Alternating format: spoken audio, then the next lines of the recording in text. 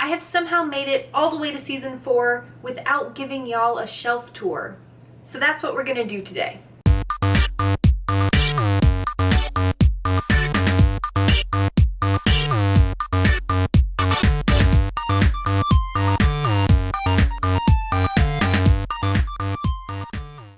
I'm going to start with what is obviously the most important bookshelf in my house, which is the Harry Potter shelf. It's actually on my DVD shelf, separate from all my other books.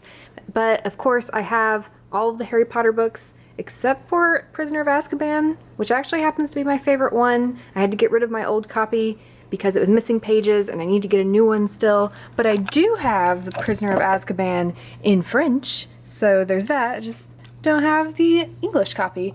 And I've of course got the illustrated edition, and the Cursed Child was right there, but it's not on the shelf right now, but I do have it.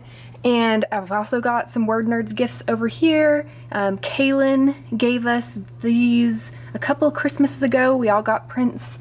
This one is from the last book. Sorry, I forgot which one it was from. It's from Deathly Hallows. And then I have these Ravenclaw and Hufflepuff pictures, which were a gift from Megan last year when we did a WordNerd Secret Santa exchange. I'm a Ravenclaw, my husband's a Hufflepuff. And of course I've got some stuff from Harry Potter World. From left to right, that's Neville, Ron, and Hermione's wands. And I've got a butterbeer cup on the shelf below. But then we're back to my regular shelves. This is the shelf that is normally behind me when I'm filming, so you have seen it a lot. I organize my books alphabetically by author. Nothing special, but it means I can find them pretty easily. Of course, I've got all of the City of Bones books and the Diviners, of course, the best. I've got all my Jane Austen books on this shelf. I actually have 2 copies of Pride and Prejudice. This one is super old, so I got a newer copy so I wouldn't destroy this one by reading it constantly. I'm actually going to see when this one was published because I don't remember. How old is this? Oh no, it doesn't say. It's going to be a mystery, I think. Yep, mystery. No idea how old this book is. I think I looked up the edition once. It's the Classics Club. So if anyone knows when those were published, it's something really old. At least it looks old. It's got like the red pages. And then there's the stuff below that on these 2 shelves. I was really into historical fiction for a long time before I kind of got into fantasy. So you notice there's a lot of historical fiction like that. And oh my gosh, I love Dear America books. Back in the day, that one's about the Civil War. Also, a book you guys should keep a lookout for is under Rose-Tinted Skies. If you live in the UK, it's out already. If you live in the US, it will be out in January. It's by Louise Gornall. It's just amazing. It's a great look at OCD and agoraphobia. The author actually does have agoraphobia and OCD, so it is not problematic representation. It's really well done, and just an amazing book that you should definitely be checking out whenever it comes out in your country. Really, I have a lot of books because I've been collecting them for so long. A lot of these books I've had since like middle school, like Shannon Hale's Goose Girl. I still love that book. I also love her Austenland. Speaking of Jane Austen, if you're a fan of Jane Austen, you should read Austenland and see the movie because they're both hilarious. And of course, Illuminae. Don't forget this is our October book club, so if you haven't read it, you definitely should because it's amazing. I mean, the cover, for one thing, is awesome. You take it off, and it's actually got like documents under it that are censored by the cover, and it's just cool. It's got a lot of cool looking pages in it. So read it if you haven't read it already, because we'll be talking about it in October. And I also just read the 2nd book. You can see I have an arc there of it.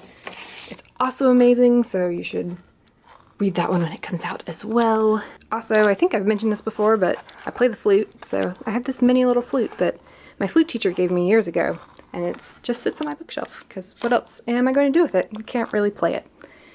Then there's this shelf. One day I'm going to actually put a picture in this empty picture frame. It's kind of sad right now. I've also got lots of Jane Austen stuff, honestly. This is a tea towel with quotes from different Jane Austen books. One of my mom's best friends used to live in England, and she got this there, and she gave it to me a few years ago. So I keep that here.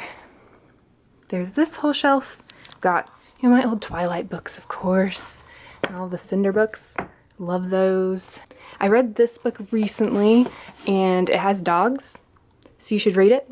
Also, it has a main character who's a writer, so you should definitely check that one out. I think I've talked about this before, but one of my favorite books of all time is this, Two Princesses of Bamar by Gail Carson Levine. Levine, I think she pronounces it Levine. She wrote Ella Enchanted, which you've probably read, but I read this one first, and I love Ella Enchanted, but I love this one even more. It's just really good. Also, have any of you read the Pendragon books? I have all 10 of them. I read them back in the day, and I still have a lot of thoughts and feelings about them, particularly about how they ended, so if you've read them, let's talk. And then it continues over here. More books. I had the first Aragon book, but it disappeared. I don't know what happened to it, but that's actually a series I never finished. I got kind of tired of it and just never read the last book.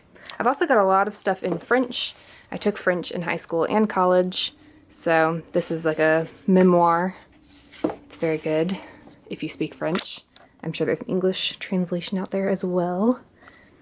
Oh, and I've got Carry On up here because that is our book club book for tomorrow.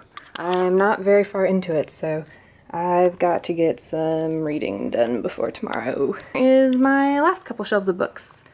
You'll notice I've had a lot of classics on my shelves. I'm not that well read, I promise, but my hometown library has a huge used book sale every spring, so when I was in high school and even early college, I bought a lot of classics there for like 50 cents, so I have a lot of them now. This is next month's book club book, so read that one. I'm doing lots of advertising for our book clubs in this video.